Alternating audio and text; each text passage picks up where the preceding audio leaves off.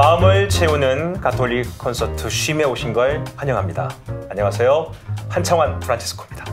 마음을 채우고 휴식도 주고 안녕하세요. 아나운서 김슬의 멜라니아입니다. 네, 슬 씨 맛집 많이 하세요? 오, 좋아하죠. 그렇죠. 네. 사람들은 사실 많이 먹습니다만은 우리가 배고플 때만 먹는 건 아니죠? 그렇죠. 네. 저도 좀 입이 심심할 때 군것질거리를 찾기도 하고요. 또 어떤 분들은 화가 나거나 또 불안하거나 할 때 계속 뭘 드시더라고요. 맞습니다. 실제 스트레스나 불안에 많이 시달리는 분들은 짠맛을 많이 찾으시고요. 아주 외로우신 분들은 단맛에 더 많이 집중한다고 합니다. 네, 그러니까 뭐 음식이 꼭 뱃속의 허기만 채우는 건 아니라는 말씀이시죠? 그렇습니다. 우리는 마음의 허기를 채우기 위해서도 많이 먹고 있습니다. 예. 여러 가지 상황 때문에 마음이 허하신 분들이 많으시죠? 자, 그런 분들 위해서 오늘 이 시간 마련했습니다. 네, 우리 그리스도의 제자들은 하느님이 곧 생명의 양식이라고 믿는 사람들이잖아요. 이 시간 저희가 세상에서 가장 귀한 양식으로 여러분의 허기를 채워드리겠습니다. 자, 그럼 오늘의 식탁을 위해 아주 싱싱한 재료를 준비해 오신 분들이 있습니다. 화면으로 먼저 만나보시죠.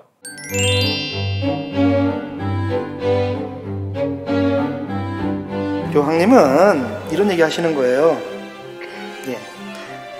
자기 안위만을 신경 쓰고 폐쇄적이며 건강하지 못한 교회보다 차라리 거리로 나가서 좀 다치고 상처받고 때로는 더럽혀지는 교회를 저는 차라리 더 좋아합니다.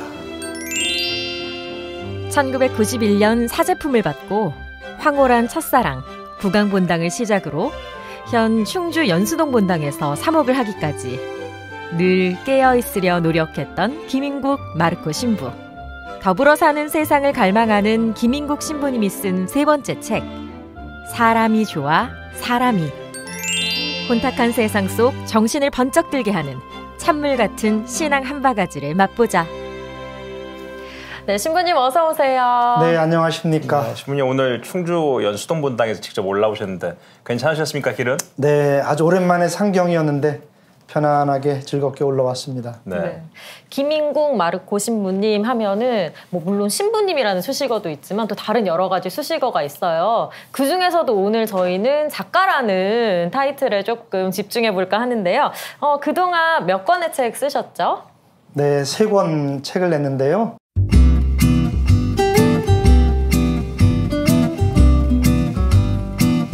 작가라고 불러주시니까 으쓱하는 마음이 들긴 하지만 저에게는 아주 낯선 수식어입니다. 네, 사실 본당에서 사목을 하시면 정말 일이 많으실 텐데 어떻게 매일매일 글을 쓰시고 책까지 내실 생각을 하셨어요? 그러게 말입니다. 네. 돌이켜보면 제가 할 말이 있어서 좀 써봐야 되겠다라고 한 적이 한 번도 없었던 것 같습니다.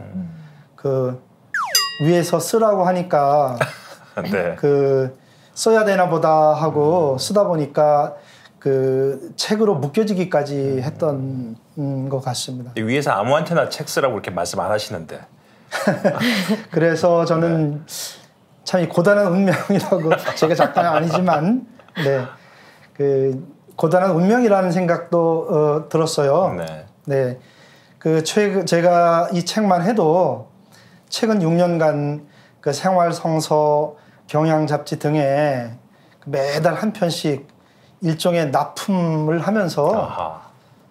그때마다 참 고달프긴 했지만 이 정도는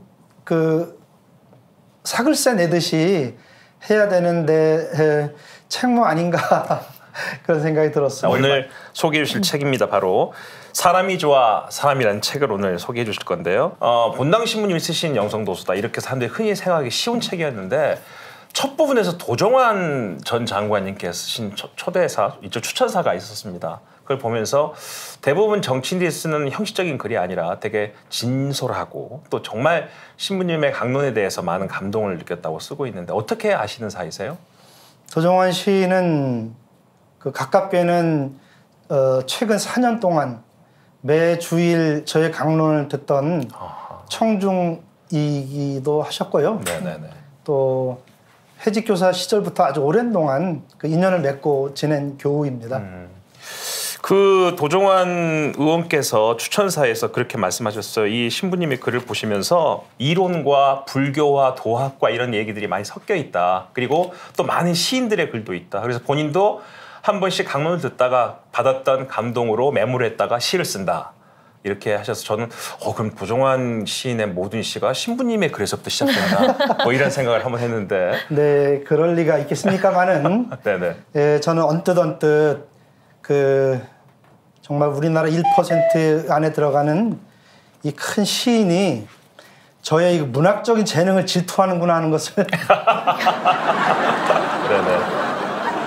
글을 볼 때마다 책 전체가 일종의 미사 때 하는 강론보다는 그 신자들 앞에서 내가 생각할 때 산다는 게 별거 아니다. 이런 생각이 많이 든다.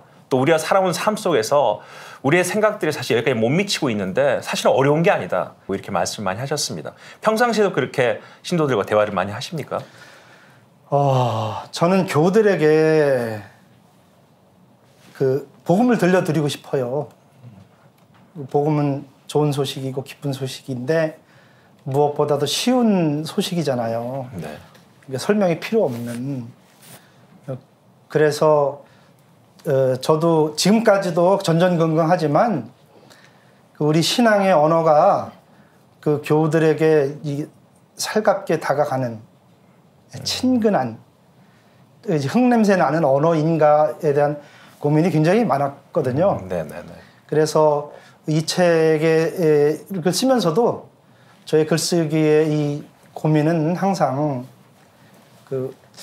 우리 교회에 쓰는 여러 가지 신앙 명제들이 교우들에게 정말 약이 되고 살이 되는, 피가 되는 그런 이야기들일까 해서 네.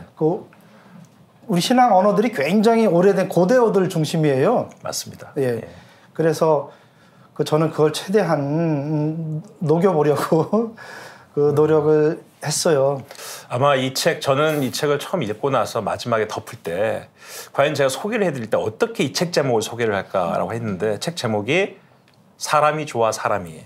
그래서 저는 이제 오늘 이렇게 말씀드리고 싶어요. 사람이 좋아 사람이 뭐 이렇게 하고 말씀드리고 싶을 정도로 사람에 대한 이야기가 많습니다.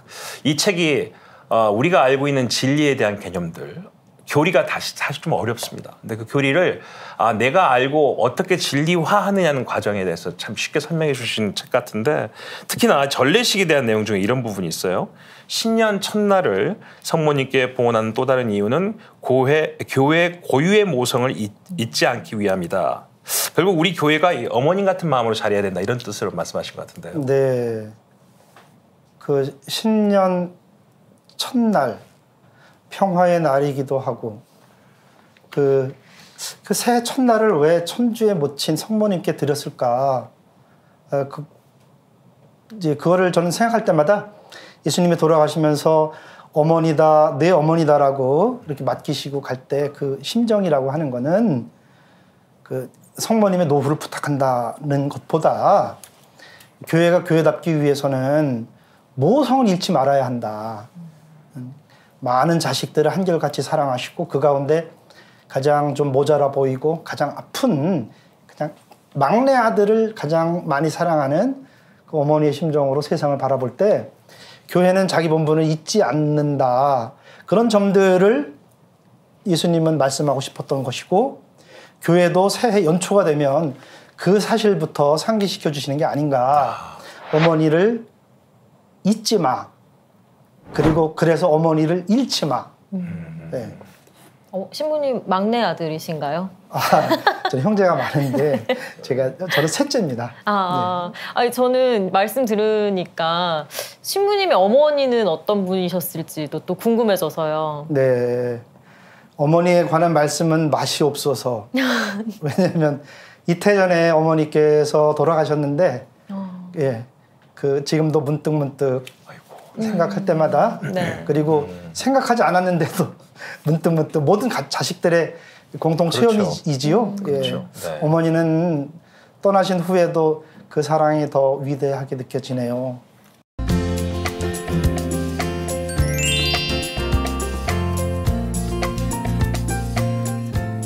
자, 이제 본격적으로 우리 김은국 마르코 신부님 쓰신 사람이 좋아 사람이 책 속으로 한번 들어가 보도록 하겠습니다. 전래 얘기를 쭉 하셨습니다. 지금 우리 시청자 여러분께서 이 방송을 만나는 시점이 바로 사순 시절인데요. 자, 신부님 책 속에 담긴 사순 이야기 함께 나눠볼까 하는데 신부님께서는 이 시기를 모든 그리스도인이 수행자가 되는 시기다. 사순 시기를 그렇게 말씀하셨습니다. 어떤 의미죠? 그 불교 수행자들은 여름에는 하한 거, 겨울에는 동한 거 지내듯이 우리 그리스도인들에게는 이 40일이 우리 나름의 용맹정진하면서 자기 다움을 회복하는 수행 기간이다라고 생각합니다. 그 수행자들이 삭발을 하는 것 그 이상으로 우리는 머리에 재를 뒤집어 쓰는데 이거는 굉장히 충격적인 표징입니다. 나는 살아있으나 산 것이 아니다. 이렇게 사는 것은 산 것이 아니다라고 하는 선언을 하면서 우리 이제 십자가와 부활에 대해서 집중적으로 묵상하고 공부하지 않습니까? 죽어도 산다. 아니, 죽어야 산다라고 하는 이 역설과 신비를 집중적으로 묵상하면서 이걸 알아듣기 위하여 단식하고 기도하고 자선하는 이때야말로 우리가 영적으로 성숙하는 그런 이제 수행 기간이 아니겠느냐.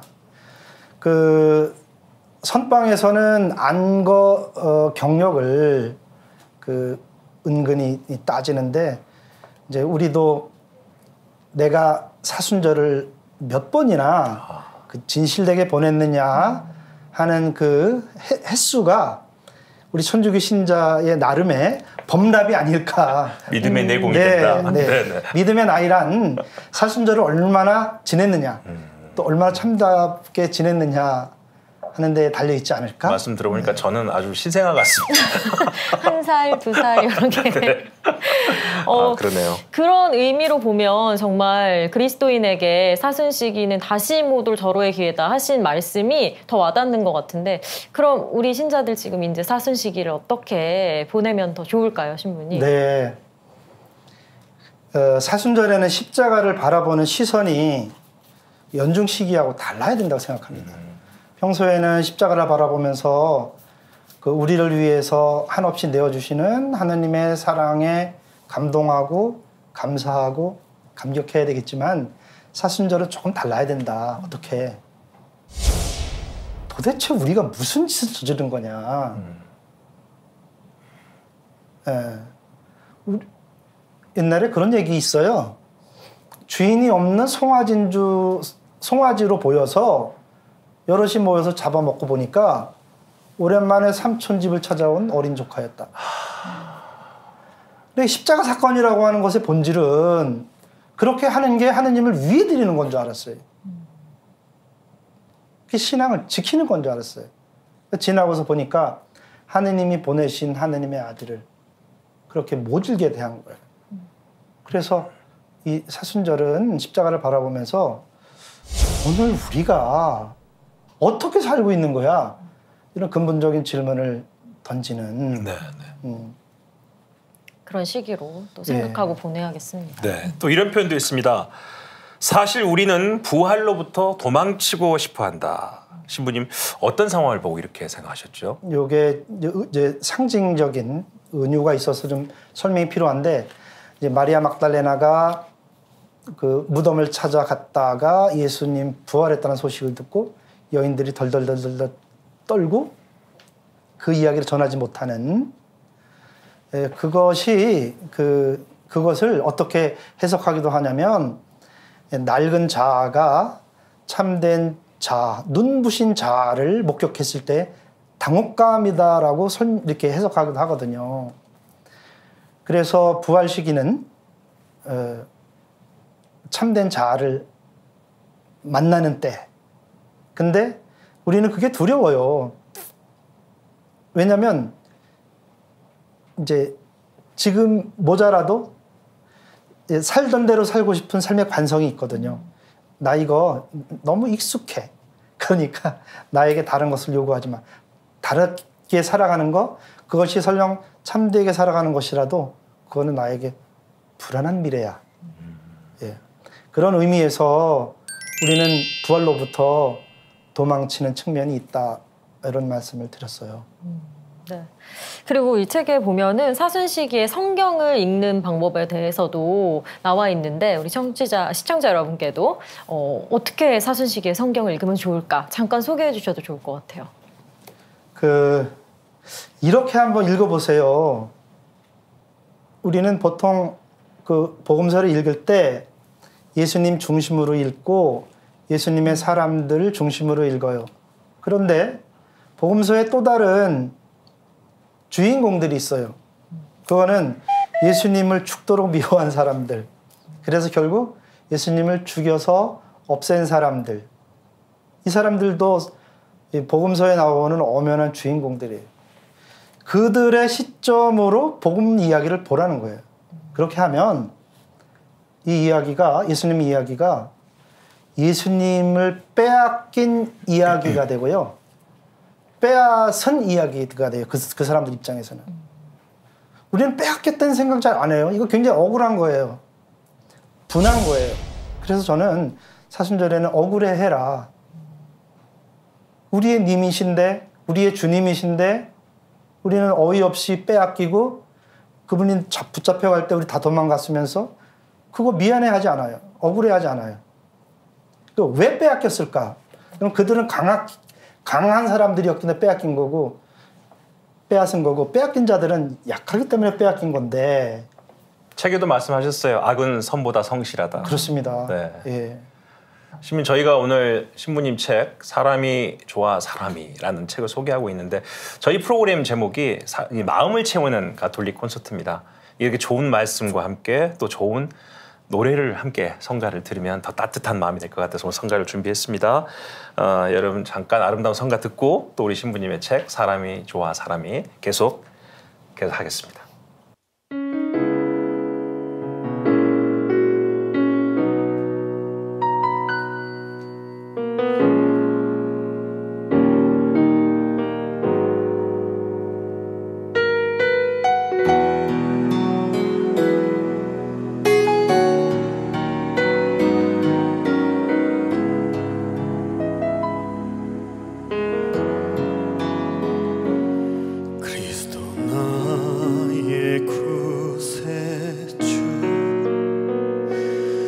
참된 삶을 보여주셨네. 가시밭길 걸어갔던 생에 그분은 나를 위해 십자가를 지셨네. 죽음 앞둔 나의 발을 씻기셨다네. 내 영원히 잊지 못할 사랑 그 모습 바로 내가 해야 할 소명. 주여 나를 보내주소서.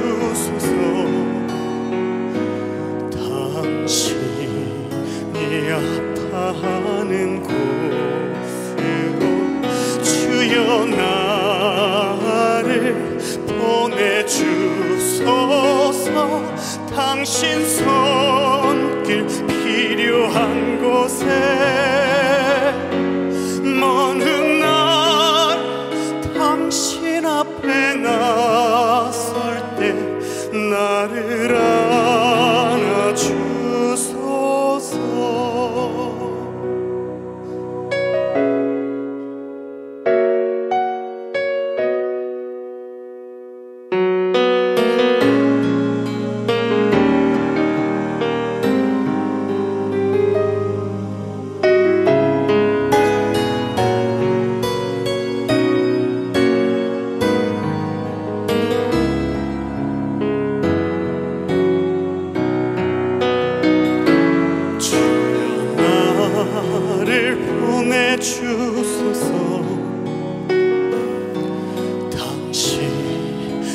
아파하는 곳으로 주여 나를 주소서.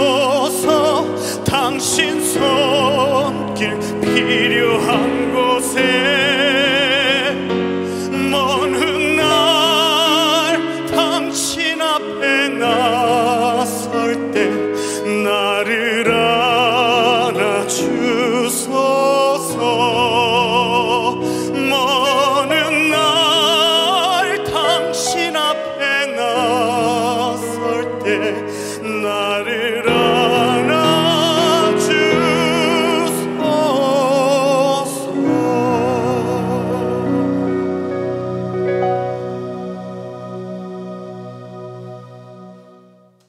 와우, 브라보. 감사합니다. 너무 잘 들었습니다. 네, 너무 잘 들었습니다. 박세한, 요한 형제님의 네네. 노래였어요. 어떻게 오랜만인데 어떻게 잘 지내셨어요?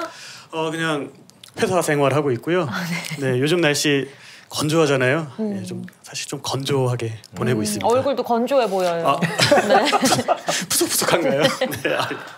생활성가가 너무 좋은데 저도 네네. 한 번씩 그런 생각이 들 때가 있습니다. 우리가 신자분들이 마음이 너무 답답하고 힘들어서 복음 말씀이나 하느님을 모시게 내 마음에 공간이 없다 이런 네. 말씀 많이 하실 때 이 네. 좋은 성가를 들으면 그 성가가 내 이 마음 속에 자리를 확 뒤집고 들어와서 이 공간을 만드는 것 같은 느낌이 들어서 오늘도 너무 좋았습니다. 오늘도 감사합니다. 공간 만드셨나요? 아유, 공간이 안 그래도 넓은데 더 넓어진 것 같습니다.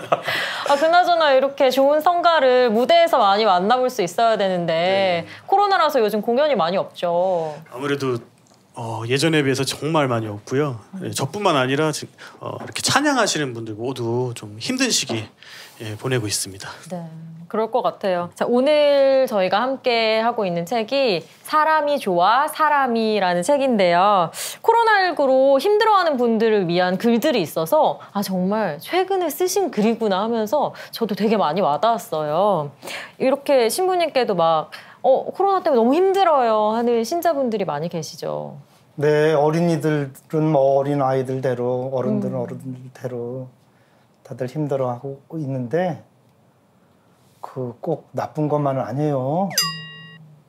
왜냐면 지난 2년 동안 감기 한 번도 안 걸렸어요. 맞아요. 우리가 손을 엄청 잘 씻고 마스크도 예. 꼭 하고 다니니까. 그런 것도 있지만 네. 우리가 언제 이런 공부하겠어요? 무슨 공부냐? 내 아이만 건강해서 안전한 거 아니에요. 맞습니다. 온 동네 아이들 네. 다 건강해진 다음에 내 아이들 마음 놓고 내보낼 수 있어요. 살아도 같이 살고 이런 공부를 언제 해봤어요? 예. 이런 시기에도 이렇게 생각하실 수 있는 그렇죠. 신부님이 진짜 대단하신 것 같아요. 그런 자, 의미에서. 신부님께서 그렇게 말씀하신 게 책에도 있어서 제가 한번 그 부분 읽어드리도록 하겠습니다. 예.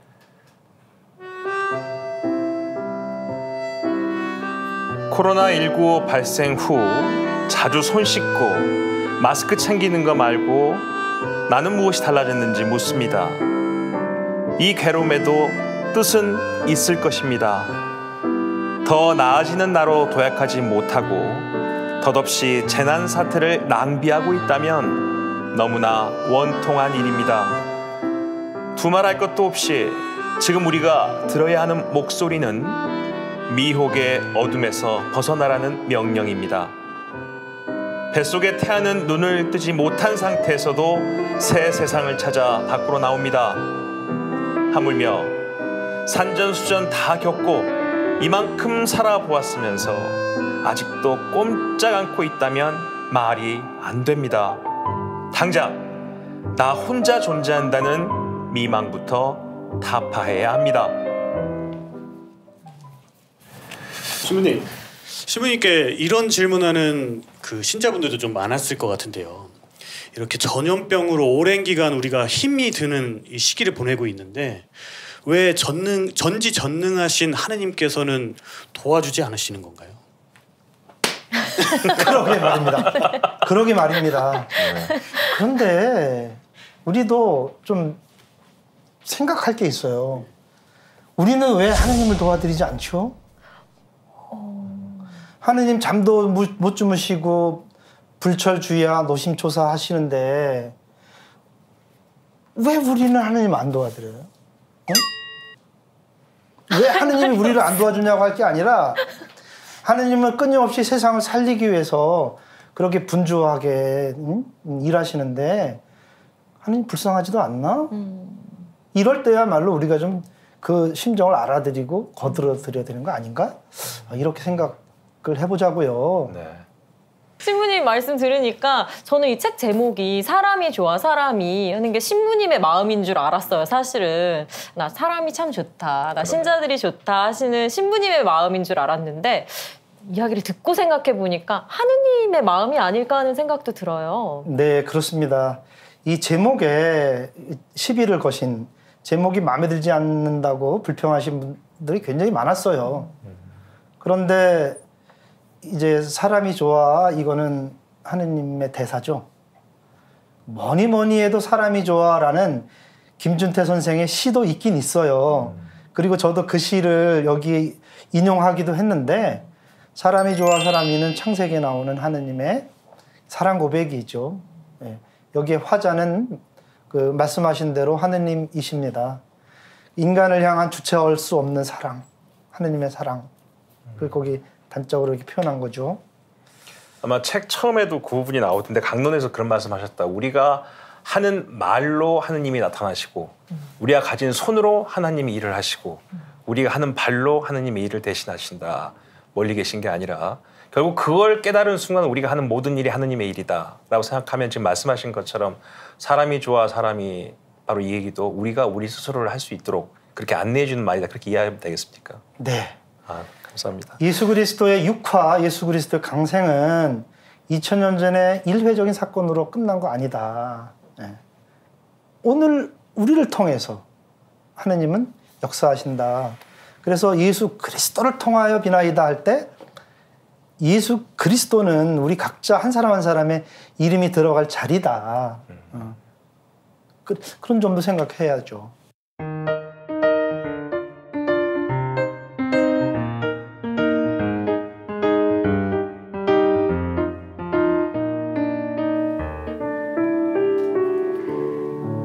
가만히 보면 하느님이 사람을 시험하는 게 아니라 하느님께서 스스로 시험대로 오르십니다.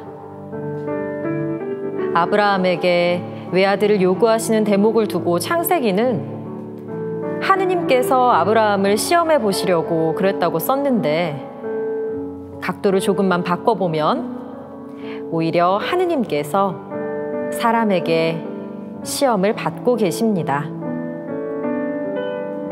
생각해 봅시다. 아브라함이 아무리 주님이시지만 되는 말씀을 하셔야지요 했다거나 아기를 업고 성전에 들어갔던 마리아가 산비둘기 한 쌍을 바치면서 이것으로 계산은 끝났습니다. 더 이상 뭐라고 하지 마십시오 했으면 하느님께서도 속수무책이셨을 겁니다. 아무나 아브라함이나 마리아처럼 할 수 있는 것은 아닐 테니 하느님께서 믿었던 사람에게 발등을 찍히고 아파서 우신 일이 오죽 많았을까요? 강변의 모래알처럼 밤하늘의 별처럼. 네, 진짜 하느님은 얼마나 발등을 많이 찌셨을까요? 정말 마리아가 저희 계산은 딱 끝났어요 하고 얘기했다면 어땠을까요? 정말 그런 상상을 해본 적이 없지만 읽고 나서 생각해보니 저는 그랬던 것 같거든요. 저는 이만큼 했으면 된 것 같아요 하고 얘기했던 것 같아서 제 가슴을 콕 찌르는 부분이었습니다. 신부님 말씀 들으면서 강론이 좀 남다르실 것 같다는 생각이 좀 들었거든요. 평소에 신자분들의 반응은 좀 어떤가요? 저는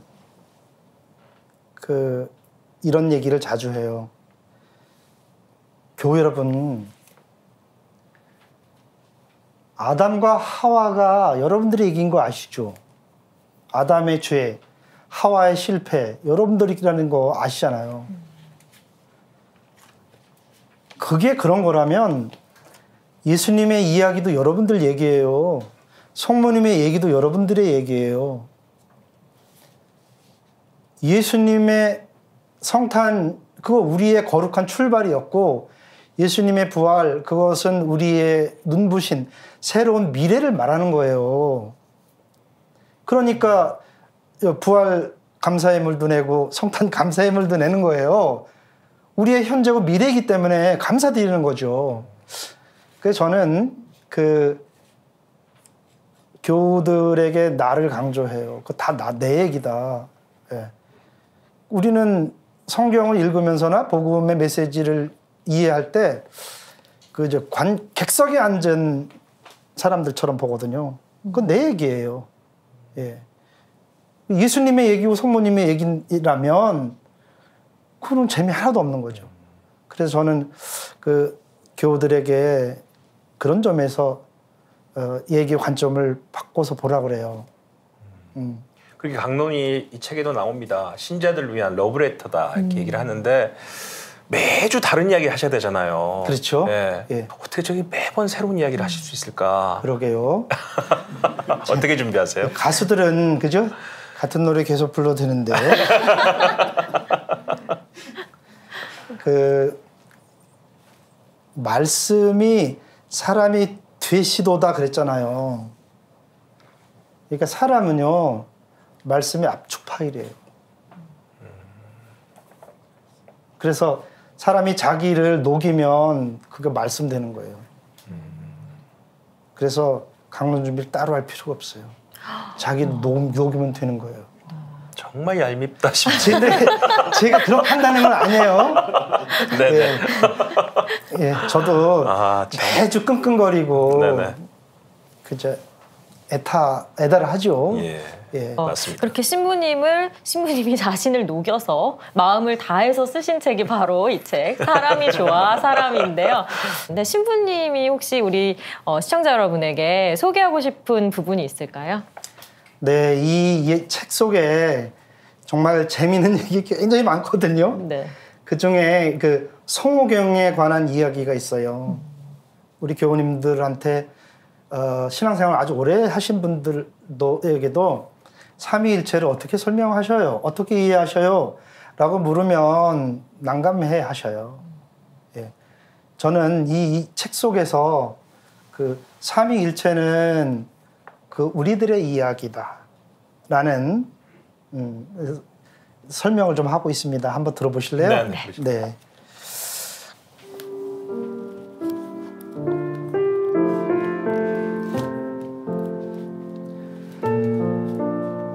그리하여 성호경은 아버지와 아들이 서로 주고받은 선물이 성령이라는 사실과 그래서 아름다운 아버지와 아드님이 계신다는 태고적 사연을 전하고 있습니다.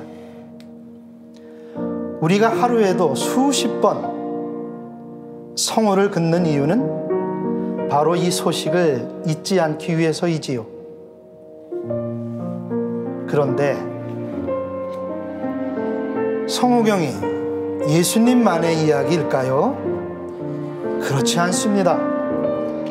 만일 그분만의 특별한 사연이라면 우리가 그렇게까지 정성 들일 필요는 없겠지요. 성호경은 우리의 이야기이기도 합니다. 하느님은 우리 아버지시고 우리는 하느님의 아들, 딸이 아니던가요?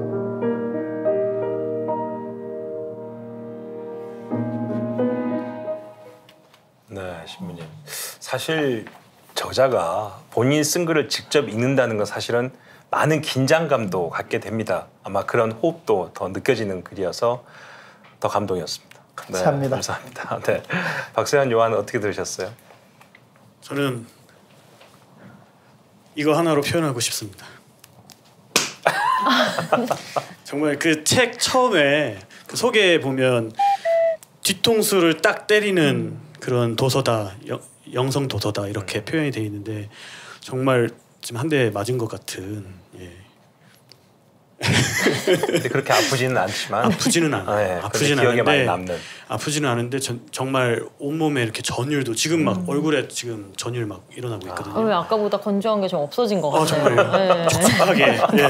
촉촉하게 제 안에 같아요. 이렇게 들어온 것 같습니다. 네, 이렇게 촉촉하게 젖은 마음으로 다음 무대 또 네. 준비해 주시고요. 예, 네, 알겠습니다. 고맙습니다. 또 뵙겠습니다. 네, 감사합니다. 고맙습니다. 감사합니다. 네. 계속해서 저희가 따로 준비한 코너가 있습니다. 마음의 허기를 채우셨다면 이번에는 갈증을 씻어보시죠.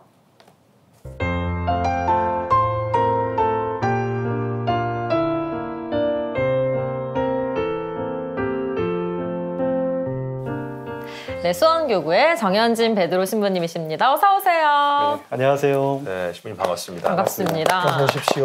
수원교구의 홍보국에서 일을 하신다고. 네, 맞습니다. 혹시 홍보 모델로 활동하시는 거 아니시죠? 그런 과찬의 말씀을 주셨는데 사실 제가 하고 있는 업무는 지금 여기서 이렇게 방송을 제작하는 것처럼 저희 주 업무는 주교님이 저한테 별명도 붙여주셨습니다. 네.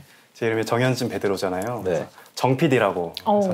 제가 주 업무는 일단 이렇게 방송을 미사를 생중계하는 일, 그리고 주교님 나오시는 여러 가지 영상들을 제작하는 게 저의 주 업무이고요. 네. 그 중에서 제가 봤던 거는 유튜브 채널이었어요. 베드로 책방이라는 채널을 또 운영하고 계시잖아요. 네. 네. 신앙이 수복수복 쌓이는 곳, 여기는 베드로 책방입니다. 신앙이 수복수복 쌓이는 곳, 여기는 베드로 책방입니다.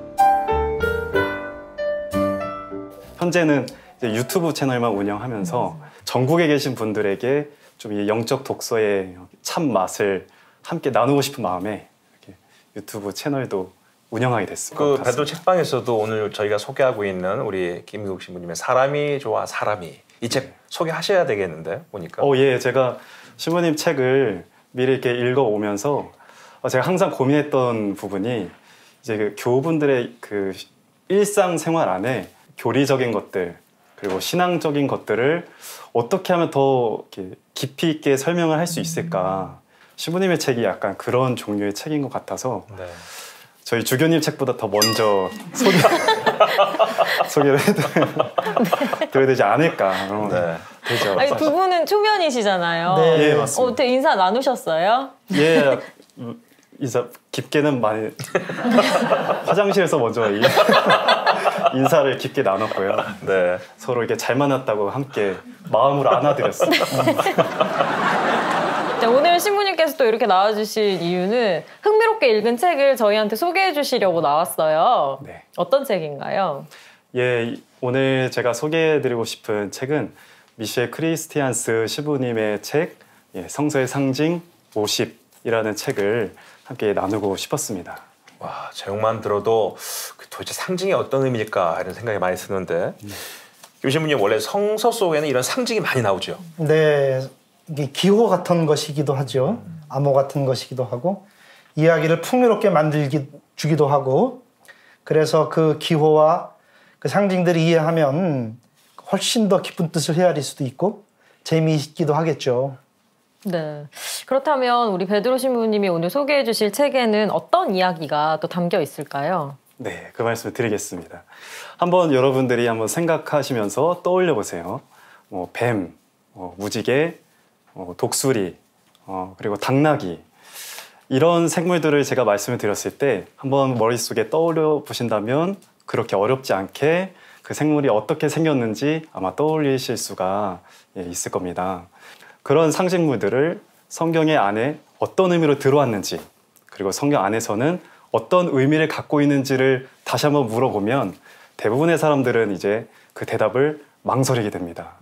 자, 피라는 것이 우리들이 일반적으로 피를 딱 떠올렸을 때는 흉측한 것, 좀 끔찍한 것 이런 것으로 생각을 하기 마련이잖아요.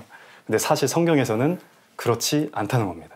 그래서 성경 안에서는 이 피라는 것이 이스라엘 민족들에게는 그 유목민들이고 그리고 목축업으로 이제 생계를 이어갔던 사람들이기 때문에 피를 보는 것은 굉장히 흔한 일이었다고 합니다. 그래서 짐승을 피를 보는 것은 그들에게 매우 친숙한 것이었는데요. 그들의 생각 속에는 이런 것들이 바탕에 깔려 있었대요. 피는 곧 생명이고 그리고 생명은 어디서 오는 것이냐? 바로 하느님에게서부터 오는 것이다. 그래서 하느님에게서 받은 생명을 다시 하느님께로 돌려드린다는 것이라고 생각하기 때문에 피는 매우 신성한 것, 우리처럼 이렇게 끔찍한 것이 아니라 신성한 것이라고 생각을 했다는 것이죠. 그래서 특별히 모세오경을 보시면 피는 절대로 먹어서는 안 된다라고 되어 있죠. 그 복음서를 보시면 예수님께서 내 살과 피를 먹고 마셔라 라고 이야기를 할 때 유다인들 반응이 막 질색팔색을 하잖아요. 근데 그들이 혼란스러웠던 이유가 바로 거기에 있다는 겁니다. 다른 이유가 아니라 피는 우리가 마셔서는 안 되는 것이고 제단에 다시 돌려드려야 하는 것인데 하느님께로 돌려드려야 할 그 피를 먹고 마시라고 하니까 이 유다인들이 굉장히 혼란스러웠던 것이죠. 그래서 그런 반응을 생각하면 굉장히 자연스러운 것인데 이 저자 신부님께서는 우리도 역시 피라는 것을 성경에서 발견하면 막 놀라서 끔찍해할 것이 아니라 그 속에 담긴 의미를 한 번 더 생각해 보자고 신부님은 이야기하십니다. 책 재밌게 소개하시네. 아우. 자, 예수님께서 예루살렘에 입성하실 때 당나귀를 타신다는 표현이 나옵니다. 이 당나귀는 또 어떤 의미인가요? 당나귀 얘기를 하려면 저자 신부님의 어떤 한 체험으로부터 다시 이야기를 시작해야 하는데요.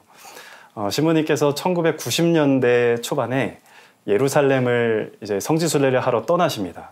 근데 그곳에 석 달가량 머무르시게 되는데요. 근데 신부님께서 이제 성지순례 중에 한 가지를 목격하시게 됩니다. 그게 바로 말씀하신 당나귀였거든요. 그래서 이 당나귀를 한번 보는데 굉장히 흥미로운 체험이 있었던 거예요. 무엇이냐면 이 당나귀 주위로 어린아이들이 이렇게 모여온 것이죠. 근데 어린아이들이 이 당나귀한테 막 주먹으로 치기도 하고 발로 막 차면서 장난을 치고 막 되게 짓궂게 하더래요. 그런데 이 당나귀의 반응이 막 화를 내거나 막 반항하는 게 아니라 그 장난들을 다 받아주고 있더라는 거죠. 근데 심지어 그 당나귀의 주인이 아주 오랜 시간 그 자리를 비웠음에도 불구하고 당나귀가 뭐 짜증을 내거나 도망가려고 하지도 않고 그냥 그 자리에 가만히 온순하게 그 자리를 지키고 있더래요. 그래서 그걸 보면서 당나귀에 대한 호감이 굉장히 높아졌다고 신부님께서 이야기를 하시는데 그런 점에서 이제 당나귀를 다시 한번 생각을 해보면 예수님께서 사실 예루살렘에 입성하실 때 이제 순환의 길로 들어가실 때 사실 그 어떤 예수님의 품위와 그분의 기품을 살리려면 말을 타고 가시는 게 사실 적당한 모습이잖아요. 그렇죠. 네. 그런데 신부님께서 보시기에 예수님이 당나귀를 타고 가신 그 까닭은 그런 말을 타고 가는 것이 품에 맞을 수는 있겠지만 그러나 이렇게 겸손하고 온유한 동물인 당나귀를 타고 가는 것이 예수님께서 순환의 길을 걸어가시는 데에는 적합한 것이었다. 이렇게 설명을 하고 있습니다. 정말 재밌었어요. 그리고 성경 속의 상징의 의미를 조금 더 이렇게 알고 성경을 읽으면 이해하는 데도 더 도움이 될 것 같고요. 오늘 신부님 좋은 책 소개해 주셔서 고맙습니다. 감사합니다. 네. 자, 김민규 신부님 오늘 저희랑 1시간 정도 이렇게 길게 책 이야기를 했습니다. 또 사람이 좋아 사람이 책도 말씀하셨는데 오늘 어떠셨어요, 이 시간? 뜻깊었습니다. 네. 왜냐하면 그 제 책이지만 그 남이 쓴 책으로 이제 읽게 되었어요.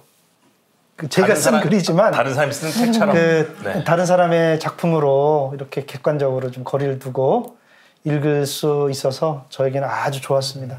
기회를 주셔서 고맙습니다. 저희가 더 감사하죠. 네. 네. 정 신부님 어떠셨습니까?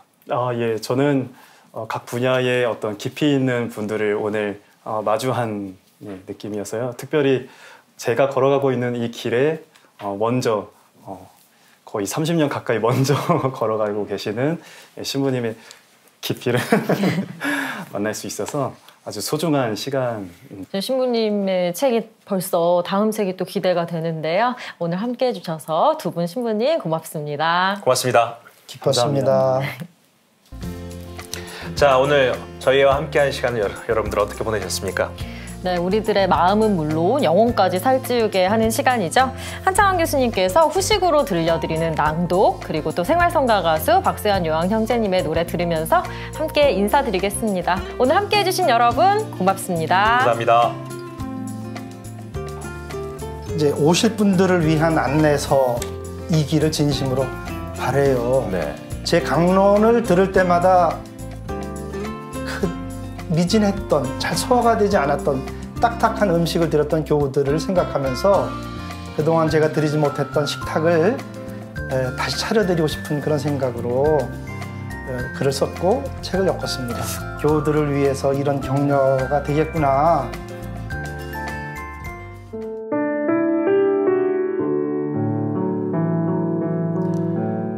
끊임없이 강물이 흐르고 천년을 2번 거듭하는 세월이 흘렀어도 하느님도 사람도 여전히 바쁩니다. 사람은 부수느라 바쁘고 하느님은 다시 세우시느라 바쁘지요. 사람들은 울리느라 바쁘고 하느님은 달래느라 바쁘십니다. 성경은 통곡하는 이야기로 시작해서 눈물 닦아주는 이야기로 끝납니다. 창세기에서 하느님이 묻습니다. 내가 무슨 짓을 저질렀느냐? 내 아우의 피가 땅바닥에서 나에게 울부짖고 있다. 그리고 요한묵시록은 하늘에서 들려오는 큰 목소리를 이렇게 전합니다. 하느님, 친히 그들의 하느님으로서 그들과 함께 계시고 그들의 눈에서 모든 눈물을 닦아 주실 것이다.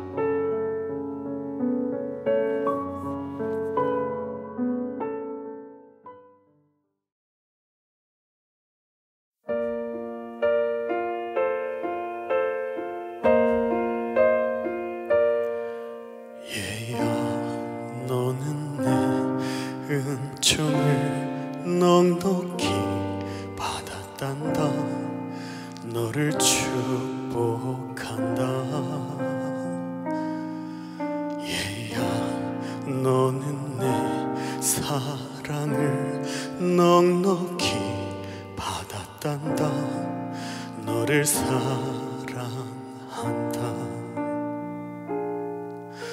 네가 약하고 힘들고 아파도 나는 너의 옆에 항상 있단다. 네가 슬프고 지치고 외로워도 나는 너의 곁에 함께 있단다. 얘야, 너는 내 은총을 넉넉히 받았단다. 너를 축복한다. 얘야, 너는 내 사랑을 넉넉히 받았단다. 너를 사랑한다. 얘야, 너는 내 숨결을 넉넉히 받았단다. 내가 널 일으킨다. 일어나. 얘야, 너는 내 성령을 넉넉히 받았단다. 너를 채웠단다. 너는 내 은총을 넉넉히 받았단다. 너를